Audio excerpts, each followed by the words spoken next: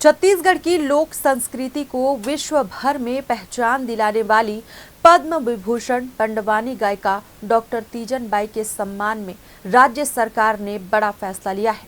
उनके गृह ग्राम गनियारी स्थित शासकीय हायर सेकेंडरी स्कूल का नाम बदलकर डॉक्टर तीजन बाई शासकीय हायर सेकेंडरी विद्यालय गनियारी रखा जाएगा।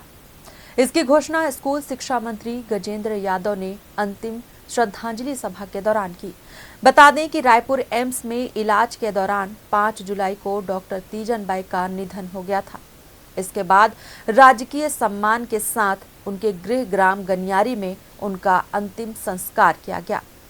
शिक्षा मंत्री गजेंद्र यादव ने कहा कि डॉक्टर तीजन बाई ने अपनी कला साधना से छत्तीसगढ़ की लोक संस्कृति को अंतर्राष्ट्रीय पहचान दिलाई और उनका जीवन आने वाली पीढ़ियों के लिए प्रेरणा बना रहेगा। ये फैसला उनकी अमूल्य सांस्कृतिक विरासत को हमेशा जीवंत बनाए रखने की दिशा में एक महत्वपूर्ण कदम माना जा रहा है।